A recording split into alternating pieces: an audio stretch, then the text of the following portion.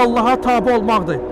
Həzrət Əli əleyhissalam buyurur ki, insanın dəyəri yönəldiyi məqsədlə ölçülür. Yəni İslam düşüncəsiz itaət deyil. İslam tərəddüdsüz təslimiyyətdir.